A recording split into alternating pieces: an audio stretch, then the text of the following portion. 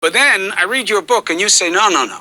I remember the guy dropping the N-word in my house. So this is a guy who's had bigoted feelings. I had given him the benefit of the doubt that he was a demagogue, but not a bigot. You're saying no. You've heard him use language and express ideas that are bigoted, period. Yeah. Oh, yeah. And to me, that's one of the least surprising things here. You know, and to be frank about it, what's worse? He is endangering through his rhetoric and through his actions the lives of African Americans in this country every day. And you think he does so with animus, that he has a problem with black people? Yes. Also, he thinks it will work with his base. It's operating on both levels. But you believe it's in his heart as well. It's not just in his head as, I need these people to vote for me. Let me just say what I want them to say. Yeah, it's not just a tactic. That's true. And how did that go over in the family, that kind of talk? Was that just the vibe within the Trump household? Yeah, look, you grew up in Queens, you know, there were some neighborhoods, Jamaica Estates being one of them, it was like 100% white, and probably up until the 60s, 100% Christian. There was no tolerance for difference. When the first Italian-American family moved into the neighborhood, it was a scandal, and my grandfather was horrified by it. So, yeah, it was the atmosphere in which we grew up. That's why we were all over in Holliswood, across 188th Street. That's where all the Italian streets were. Right, and that's why I'm extremely grateful I grew up in Jamaica, which was a world away from Jamaica Estates. So you're not surprised that he has taken these, whether it's Charlottesville or what's going on with Black Lives Matter, that's not just political opportunism. You're saying, no, the guy's a racist. He has a problem with them. Yeah, and what's the only thing that's shocking is how many people don't think that that's a line they can't cross. It's so disturbing. And there were stories about him, when we were investigating him years ago about his net worth, that he had the same kinds of prejudices about Jewish people as well, that's who had to count his money and, notions like that we had largely dismissed because we felt like that can't be true. But you're saying, no, there's a character flaw in there. I'm saying that it was perfectly acceptable in my family, starting with my grandfather, to have those ideas about difference. It wasn't tolerated. It wasn't valued, and it certainly wasn't respected. Mark Meadows is now the chief of staff. He was a longtime congressman, obviously. He says, the racist thing, nah, can't be. I've been around him for years. I've never heard him use that language. Your response?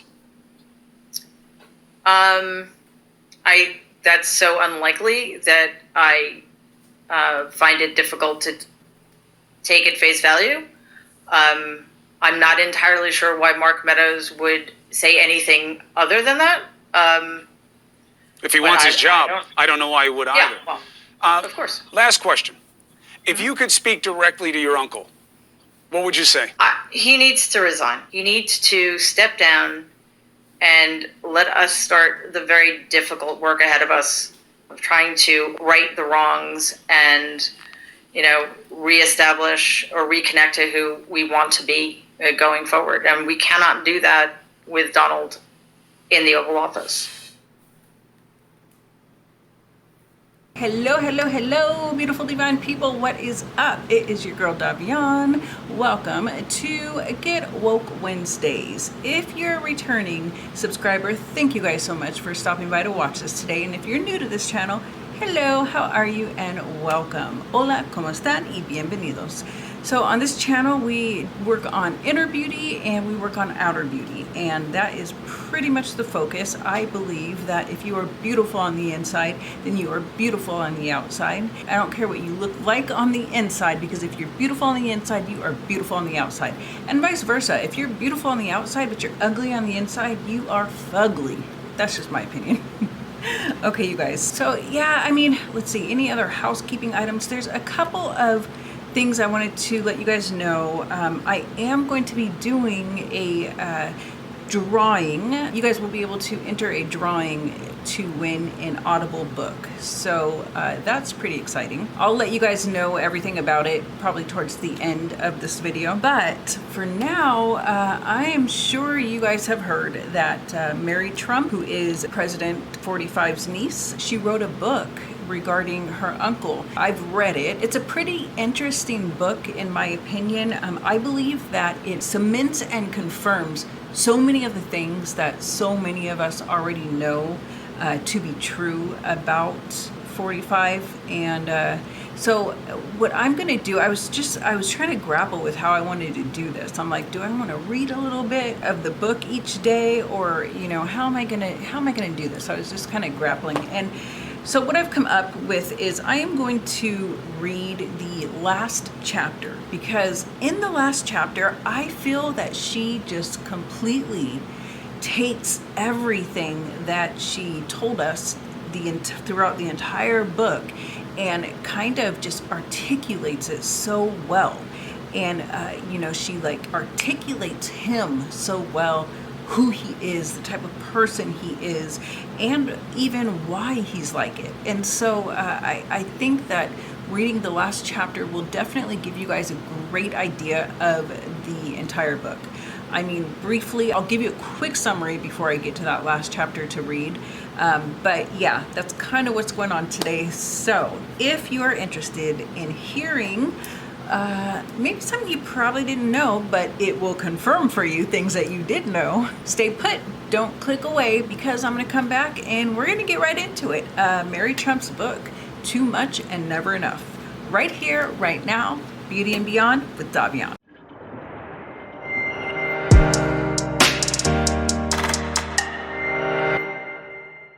Okay, welcome back. You guys, if you like any part of this video, I ask that you hit the like button. If you like working on inner and outer beauty, if you like fierce makeup tips and just looking fierce, then subscribe to this channel, because that is what I love to do here. We work on inner beauty, we work on outer beauty, get woke Wednesdays, get fierce Fridays. So join this community. We are super close to reaching that 200 subscriber mark, and as soon as that 200 subscriber mark is reached, I'm going to be doing an awesome giveaway. I know that I'm doing one now, but I'm talking about a more large scale type giveaway at my 200 subscriber mark. Okay, so if I'm going to give you guys a brief synopsis about the book. So it kind of just starts out with Mary. She is just kind of explaining how the household was ran, and how Donald Trump's father, Fred, how he kind of ran the household, ran his businesses, and the types of pressure and abuse, mental and emotional abuse, that he bestowed upon the Trump children, to include Donald Trump. Fred Trump Jr. is Mary's father, and he is somebody who did not live up to the expectations of Fred Sr. Fred Sr., for lack of a better word, was, a killer in all various aspects of his life. Fred Trump Jr. just didn't have that type of personality, and there were many feelings that they were not allowed to express, not allowed to have.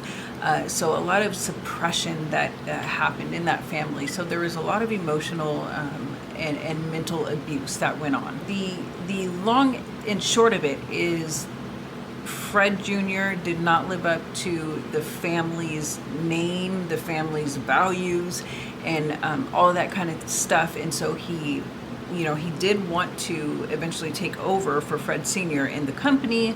However, he just was never really given a shot or a chance to do it, because Fred Sr. just never gave him the responsibility, according to Mary Trump in her book.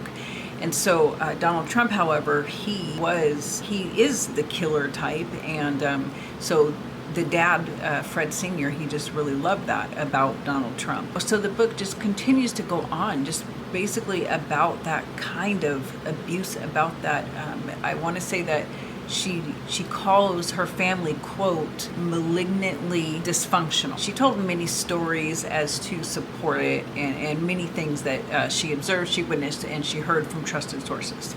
So, bottom line is Fred Jr., he is actually the only Trump child that did go out into the real world and make an actual name for himself, and it wasn't off of a handout.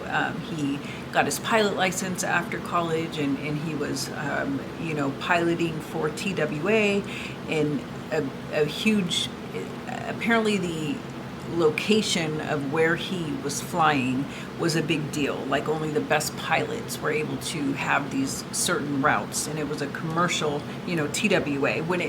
This is when it was first taken off, and it was super popular, and so he was a well-respected pilot.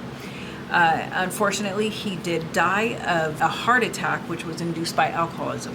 He was an alcoholic. I'm sure we can speculate as to many reasons how that came to be, but nonetheless, it came to be. So, like I said, there were so many things that got confirmation. That was just confirmation for me.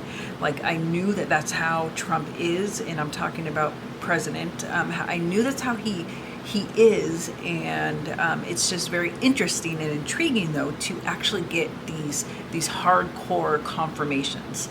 And so, like I said, the last chapter that I'm going to read for you guys, this just really sums him up, and she just very well articulated exactly who the man in the White House is. So let's just start. A civil servant in public housing. There's a through line from the house to the Trump Tower triplex to the West Wing, just as there is from Trump management to the Trump Organization to the Oval Office. The first are essentially controlled environments in which Donald's material needs have always been taken care of. The second, a series of sinecures in which the work was done by others, and Donald never needed to acquire expertise in order to attain or retain power, which partly explains his disdain for the expertise of others. All of this has protected Donald from his own failures while allowing him to believe himself a success. Donald was to my grandfather what the border wall has been for Donald, a vanity project funded at the expense of more worthy pursuits. Fred didn't groom Donald to succeed him. When he was in his right mind, he wouldn't trust Trump management to anybody. Instead, he used Donald, despite his failures and poor judgment, as the public face of his own thwarted ambition. Fred kept popping up Donald's false sense of accomplishment until the only asset Donald had was the ease with which he could be duped by more powerful men. There was a long line of people willing to take advantage of him. In the 1980s, New York journalists and gossip columnists discovered that Donald couldn't distinguish between mockery and flattery, and used his shamelessness to sell papers. That image and the weakness of the man it represented were precisely what appealed to Mark Burnett. By 2004, when The Apprentice first aired, Donald's finances were a mess, even with his $170 million cut of my grandfather's estate when he and his siblings sold the properties. And his own empire consisted of increasingly desperate branding opportunities such as Trump Steaks, Trump Vodka, and Trump University. That made him an easy target for Burnett. Both Donald and the viewers were the butt of the joke that was The Apprentice, which, despite all evidence to the contrary, presented him as a legitimately successful tycoon. For the first 40 years of his real estate career, my grandfather never acquired debt.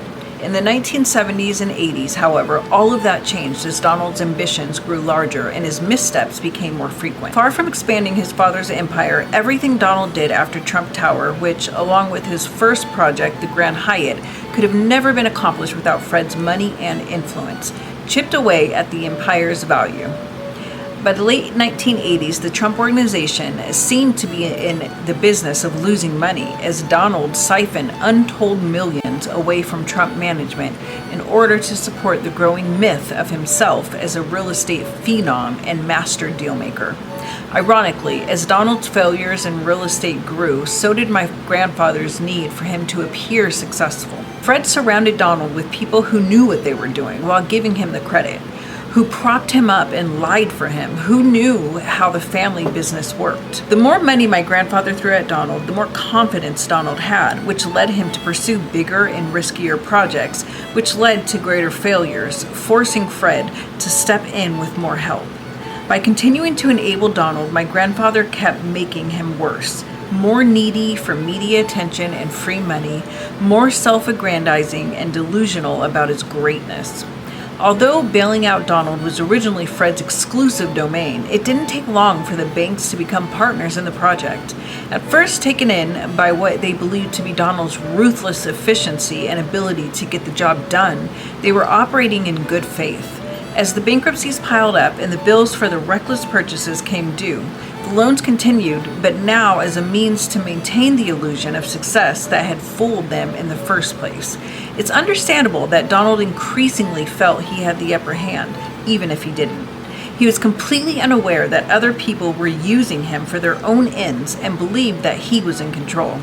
Fred, the banks, and the media gave him more leeway in order to get him to do their bidding. That reminds me of kind of what's going on with Putin and even Kim Jong-un, what she just said, because that's exactly what's going on. It's understandable that Donald increasingly felt he had the upper hand, even if he didn't. He was completely unaware that other people were using him for their own ends and believed that he was in control. So Fred, the banks, and the media gave him more leeway in order to get him to do their bidding. In the very early stage, wow, that too. This is so crazy. It's so interesting. I mean, yes, I already read this, but on Audible. So like reading it right now out loud, I guess I'm soaking more in or something, because it's just so true. Or I was just never connecting the dots before, but that's exactly what is going on. It says Fred, the banks and the media gave him more leeway in order to get him to do their bidding.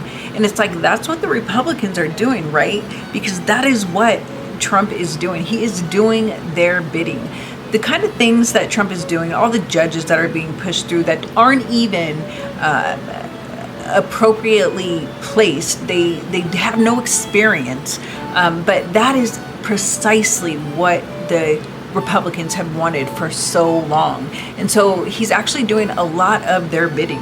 And that's another reason why they've allowed it to go on for so long, because he knows, or because they know that Donald Trump will continue to do their bidding. In the very early stages of his attempts to take over the Commodore Hotel, Donald held a press conference presenting his involvement in the project as a fait accompli.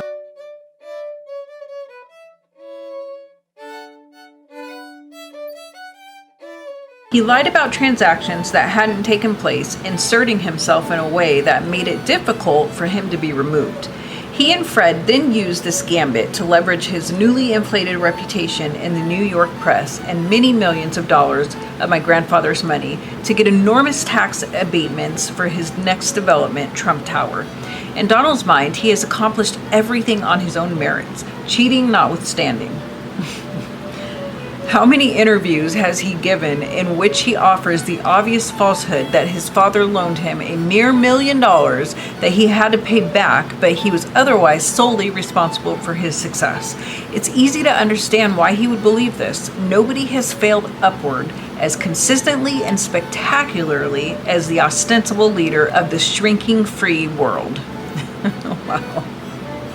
Donald today is much as he was at 3 years old. So this is what I'm talking about when I say that she really just like hits him on the nail on the head with who he is as a person. Donald today is much as he was at 3 years old, incapable of growing, learning, or evolving, unable to regulate his emotions, moderate his responses, or take in and synthesize information.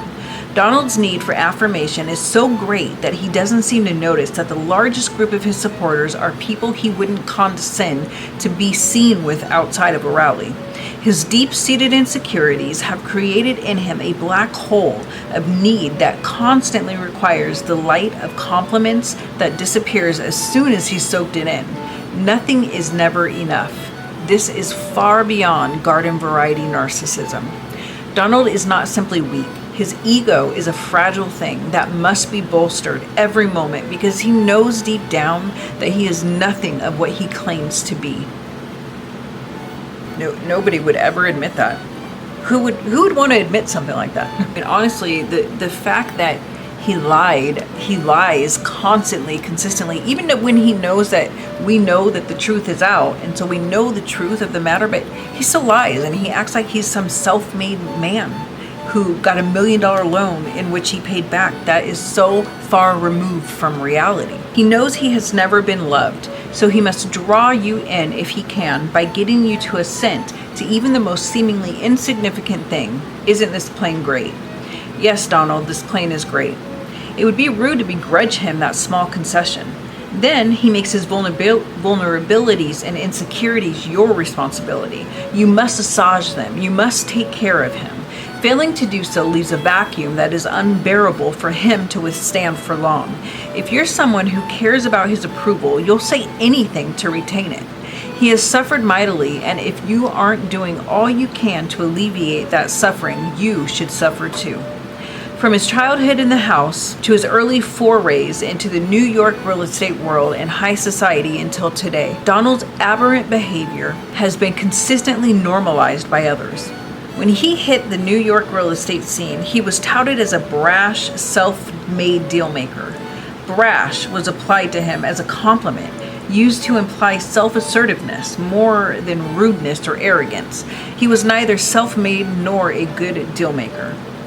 But that was how it started, with his misuse of language and the media's failure to ask pointed questions.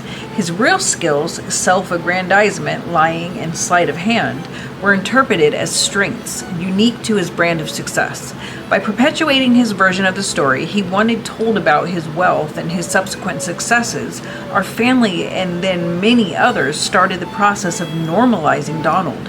His hiring and treatment of undocumented workers and his refusal to pay contractors for completed work were assumed to be the cost of doing business. Treating people with disrespect and nickel and diming them made him look tough. Those misrepresentations must have seemed harmless at the time, a way to sell more copies of the New York Post or increase the viewership of Inside Edition. But each transgression inevitably led to another, more serious one. The idea that his tactics were legitimate calculations instead of unethical cons was yet another aspect of the myth that he and my grandfather had been constructing for decades. Though Donald's fundamental nature hasn't changed, since his inauguration, the amount of stress he's under has changed dramatically. It's not the stress of the job, because he isn't doing the job unless watching TV and tweeting insults counts. It's the effort to keep the rest of us distracted from the fact that he knows nothing about politics, civics, or simple human decency that requires an enormous amount of work. For decades, he's gotten publicity, good and bad, but he's rarely been subjected to close scrutiny, and he's never had to face significant opposition. His entire sense of himself and the world is being questioned. Donald's problems are accumulating because the maneuvering required to solve them or to pretend they don't exist has become more complicated, requiring many more people to execute the cover-ups. Donald is completely unprepared to solve his own problems or adequately cover his tracks. After all, the systems were set up in the first place to protect him from his own weakness, not help him negotiate the wider world. The walls of his very expensive and well-guarded padded cell are starting to disintegrate. The people with access to him are weaker than Donald is, more craven, but just as desperate. Their futures are directly dependent on his success and favor. That's amazing. That's so crazy to think about. That it's so true. Again, so many Republicans, so many people around him. Yes, their futures all depend upon his success. That's why he has so many enablers. That's how it was with her grandfather. That's how it was with his dad. Because by that time, it was Donald Trump was the face of Fred Sr.'s Trump management and business. And so it was in Fred Sr.'s best interest to continue to prop him up as the successful man. They either fail to see or refuse to believe that their fate will be the same as that of anyone who pledged loyalty to him in the past. Man, that's so true too. There's been so many people who go and work for him. They go and work for the White House after he has, fired somebody or somebody decided to grow conscious and resigns. And it's just so funny because outside looking in, we all see the chaos, and we all see that the chaos and the revolving door that is Donald Trump's White House employees, they have one common denominator as to why they're revolving. That common denominator is Donald Trump. Yet they think that they're going to come in and suddenly be different, suddenly be the one who opens this man's eyes or something. But it's like he's way too set in his ways for that. He is an old man, and he is very set in his ways. I'm not sure why people think that they're going to go in and do something so spectacular and different than all the others before them, because a lot of the people are smart people, and it's just crazy that they actually think that something's going to change when they go in there. They don't see him for who he is. Let's start from there again. There seems to be an endless number of people willing to join the claque that protects Donald from his own inadequacies while perpetuating his unfounded belief in himself. Although more powerful people put Donald into the institutions that have shielded him since the very beginning, it's people weaker than he is who are keeping him there. When Donald became a serious contender for the Republican Party nomination and then the nominee, the national media treated his pathologies, his mendacity, his delusional grandiosity, as well as his racism and misogyny, as if they were entertaining idiosyncrasies beneath which lurked maturity and seriousness of purpose. Over time, the vast bulk of the Republican Party, from the extreme right to the so-called moderates, either embraced him or, in order to use his weakness and malleability to their own advantage, looked the other way.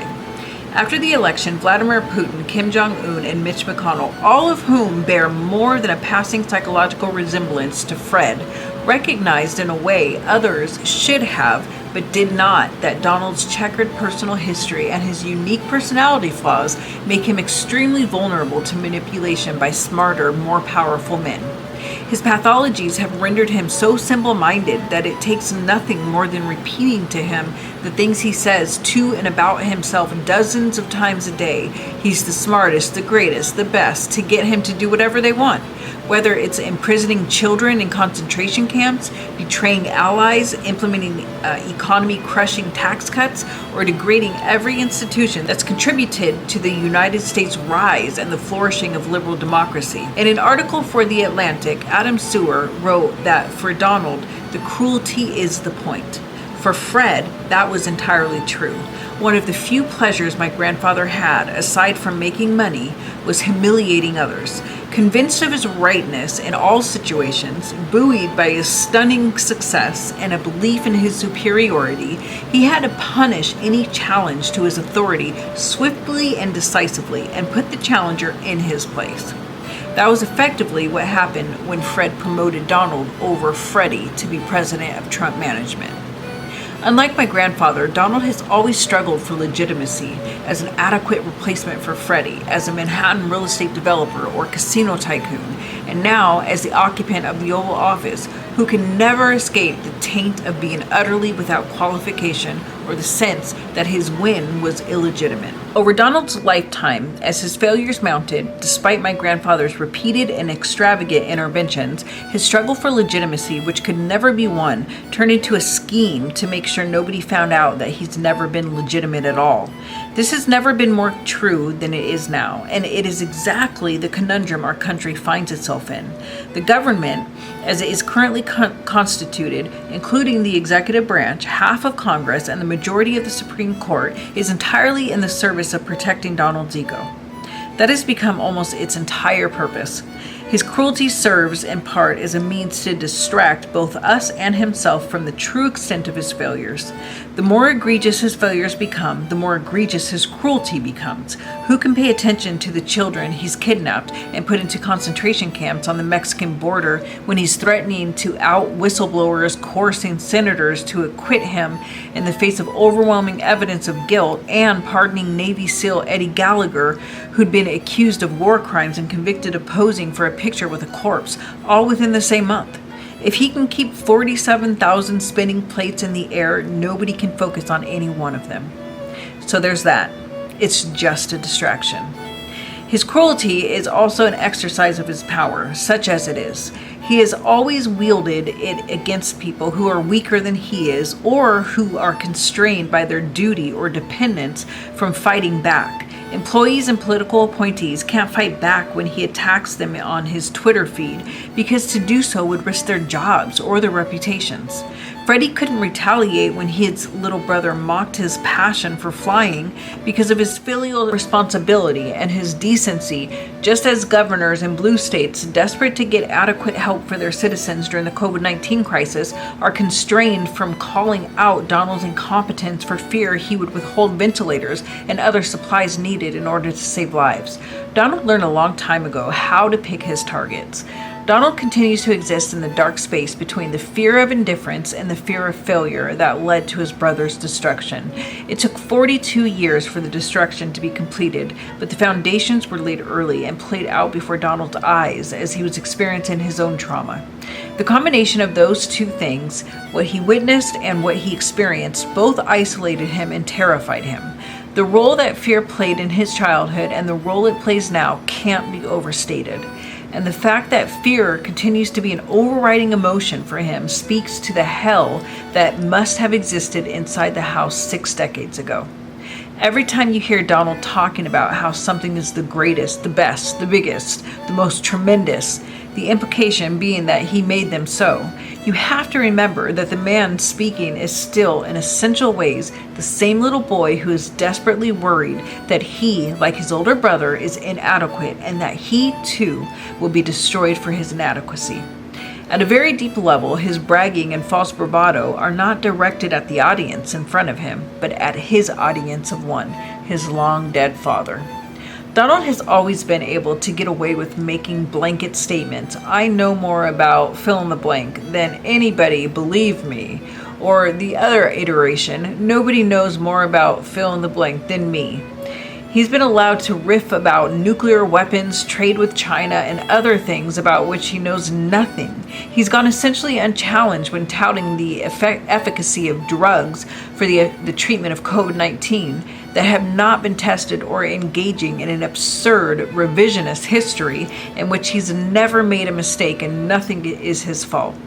It's easy to sound coherent and somewhat knowledgeable when you control the narrative and are never pressed to elaborate on your premise or demonstrate that you actually understand the underlying facts.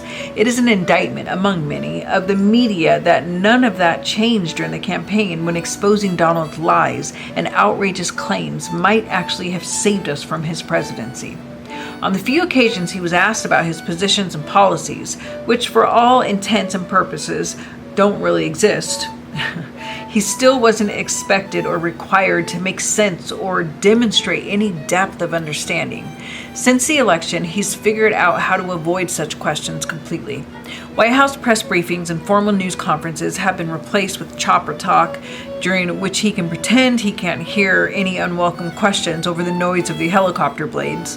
In 2020, his pandemic press briefings quickly devolved into mini campaign rallies filled with self-congratulation, demagoguery, and ring-kissing. In them, he has denied the unconscionable failures that have already killed thousands, lied about the progress that's being made, and scapegoated the very people who are risking their lives to save us despite being denied adequate protection and equipment by his administration. Even as hundreds of thousands of Americans are sick and dying, he spins it as a victory, as proof of his stunning leadership. And in the event that anybody thinks he's capable of being serious or somber, he'll throw in a joke about betting models or lie about the size of his Facebook following for good measure. Still, the news networks refuse to pull away. The few journalists who do challenge him, and even those who simply ask Donald for words of comfort for a terrified nation, are derided and dismissed as nasty. The through line from Donald's early destructive behavior that Fred actively encouraged to the media's unwillingness to challenge him and the Republican Party's willingness to turn a blind eye to the daily corruption he has committed since January 20th, 2017, have led to the impending collapse of this once great nation's economy, democracy, and health. We must dispense with the idea of Donald's strategic brilliance. in understanding the intersection of media and politics. He doesn't have a strategy. He never has. Despite the fluke that was his electoral advantage and a victory that was at best suspect and at worst illegitimate, he never had his finger on the pulse of zeitgeist. His bluster and shamelessness just happened to resonate with certain segments of the population. If what he was doing during the 2016 campaign hadn't worked, he would have kept doing it anyway. Because lying, playing to the lowest common denominator, cheating, and sowing division are all he knows. He is as incapable of adjusting to changing circumstances as he is of becoming presidential. He did tap into a certain bigotry and in-coat rage, which he's always been good at doing. The full-page screed he paid to publish in the New York Times in 1989 calling for the Central Park Five to be put to death wasn't about his deep concern for the rule of law. It was an easy opportunity for him to take on a deeply serious topic that was very important to the city while sounding it was unvarnished racism meant to stir up racial animosity in a city already seething with it. All five boys, Kevin Richardson, Antron McCray, Raymond Santana, Corey Wise, and Yusuf Salam, were subsequently cleared, proven innocent via incontrovertible DNA evidence. To this day, however, Donald insists that they were guilty, yet another example of his inability to drop a preferred narrative even when it's contradicted by established fact. Donald takes any rebuke as a challenge and doubles down on the behavior that drew fire in the first place, as if the criticism is permission to do worse. Fred came to appreciate Donald's obstinacy because it signaled the kind of toughness he saw in his sons. 50 years later, people are literally dying because of his catastrophic decisions and disastrous inaction. With millions of lives at stake, he takes accusations about the federal government's failure to provide ventilators personally, threatening to withhold funding and life-saving equipment from states whose governors don't pay sufficient homage to him. That doesn't surprise me. The deafening silence in response to such a blatant display of sociopathic disregard for human life, or the consequences for one's actions, on the other hand, fills me with despair and reminds me that Donald isn't really the problem after all. This is the end result of Donald's having continually been given a pass and rewarded not just for his failures, but for his transgressions against tradition, against decency, against the law, and against fellow human beings. His acquittal in the sham Senate impeachment trial was another such reward for bad behavior. The lies may become true in his mind as soon as he utters them, but they're still lies. It's just another way for him to see what he can get away with, and so far, he's gotten away with everything. So yeah, that is pretty much the summary of it. So what do you guys think? I would love to hear your thoughts down in the comments below. What was your biggest takeaway? Were you surprised by any of this? Did anything kind of give you confirmation? Do you disagree with Mary Trump's book?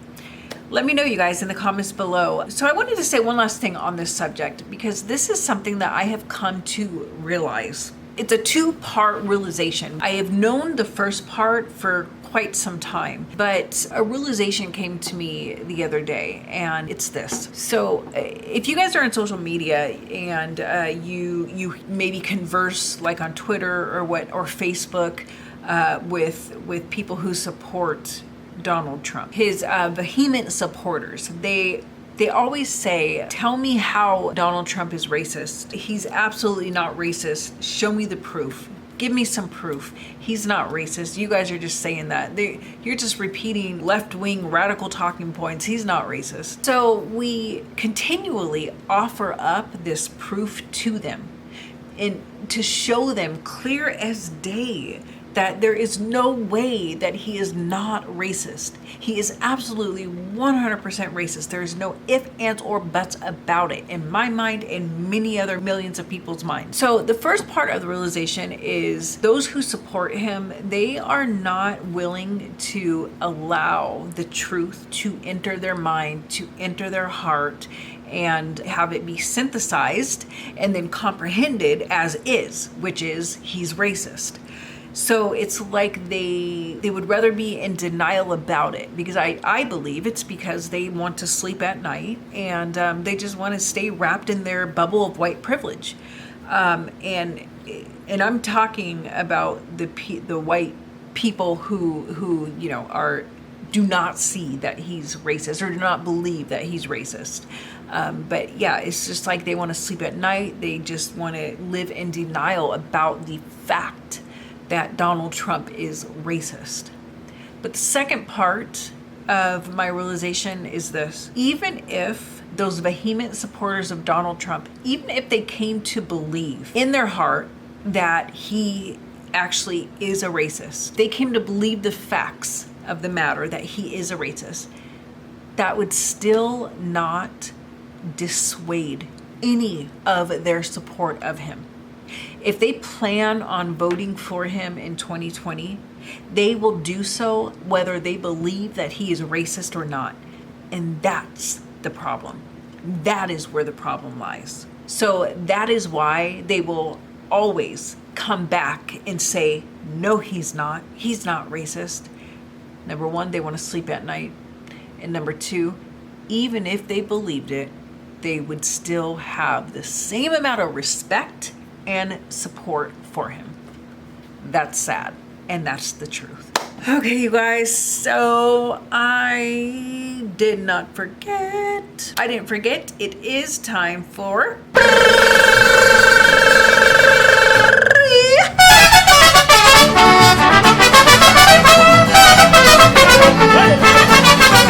Spanish word of the day. Guys ready? So the Spanish sentence of today is no justice, no peace. No justice, no peace. You say that? Sin justicia, no hay paz. Sin justicia, no hay paz. Sin justicia, no hay paz.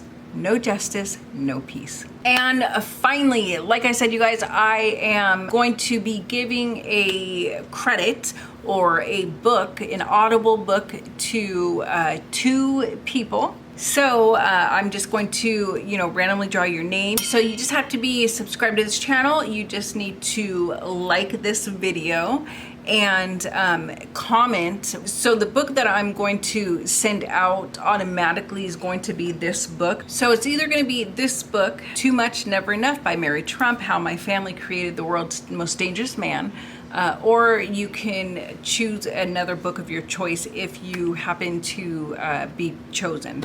So yeah, if you want a copy of this book by Amazon Audible, go ahead and, like I said, subscribe to the channel, hit the like button, and comment below with "Don't boo, vote." Don't boo, vote. You comment that, I will know that you would like to be in the giveaway, and bam, you're automatically in. 2 lucky people are going to be able to win this book. Okay, you guys, I will see you in my next video on Friday. Don't forget to like this video, and don't forget to come and subscribe to join this channel. See you in my next video. Bye!